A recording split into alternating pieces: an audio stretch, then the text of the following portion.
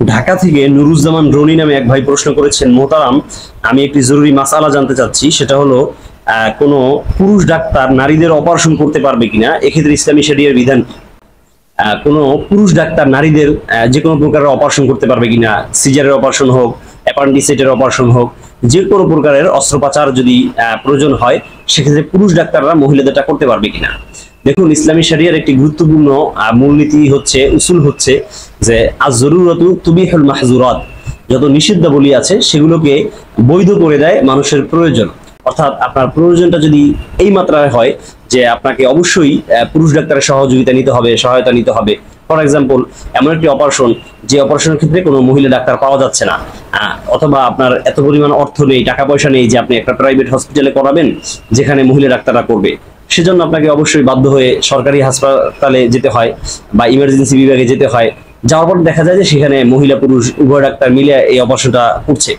দেখুন, যদি এরকম প্রয়োজন পড়ে যেখানে আপনার অবশ্যই পুরুষ ডাক্তারের সহায়তা নিতে হয়, সেটা অর্থনৈতিক দুরবস্থার কারণে হোক, অথবা এমন অপারেশন যেটা নারীদের দ্বারা করানো সম্ভব না, মহিলা দ্বারা করানো সম্ভব না, সব পুরুষরাই করে থাকে, সেক্ষেত্রে আপনার জন্য বৈধ আছে যে অবশ্যই সেই অপারেশনটা নারীদের হওয়া সত্ত্বেও পুরুষরা করতে পারবে। এক্ষেত্রে আরেকটি সূত্র বা উসুল মনে রাখতে হবে, সেটা হলো আজ-জরুরাতু তাতাকাদ্দারু বিকদরি জরুরা। আপনার যতটুকু প্রয়োজন রয়েছে ততটুকু ক্ষেত্রেই কিন্তু আপনি এই অনুমোদনটা পাচ্ছেন। পুরো শরীরটা এই জন্য তাকে বস্ত্রহীন করে ফেলা, ফর এক্সাম্পল কোনো মহিলার হাতের উপরে একটা ফোড়া হয়েছে, সেই ফোড়াটা অপারেশন করতে হবে, সেটার ভিতরে ইনফেকশন হওয়ার কারণে দ্রুত অপারেশন করার প্রয়োজন পড়তে পারে ইমার্জেন্সি বিভাগে, আপনি তখন অপারেশন করাচ্ছেন, তখন উচিত হলো কোনো মহিলা ডাক্তার দিয়ে করানো। যদি মহিলা ডাক্তার পাওয়া না যায় অথবা কোনো কারণে সম্ভব হয়ে না ওঠে, তখন আপনি পুরুষ ডাক্তারের সহযোগিতা নিতে পারেন।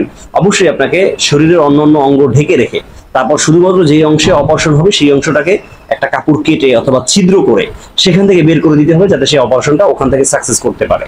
সেটা যদি এখানে হাতে না হয়, সেটা যদি পেটে হয়, সেক্ষেত্রে একই বিধান।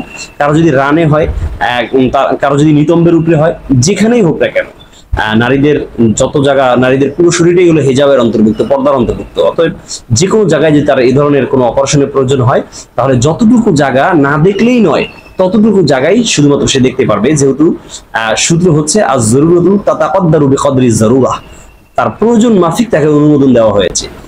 এবং এটা সেই ক্ষেত্রেই যে ক্ষেত্রে স্বজাতীয় কোনো ডাক্তার পাওয়া না যাচ্ছে, ফর এক্সাম্পল পুরুষের জন্য পুরুষ ডাক্তার পাওয়া যাচ্ছে না, নারীদের জন্য নারী ডাক্তার পাওয়া যাচ্ছে না, যদি নারীদের জন্য পুরুষ, তখন একান্তই নিরুপায় হয়ে তখন ব্যবহার করা যাবে, অথবা পুরুষদের জন্য নারী ডাক্তার একান্ত নিরুপায় হয়ে ব্যবহার করা যাবে। দর্শক, আল্লাহ তাআলা আমাদের সকলকে সহিহ আকীদা পোষণ করা এবং কোরআন সুন্নাহ মোতাবেক জীবন পরিচালনা করার তৌফিক দান করুন।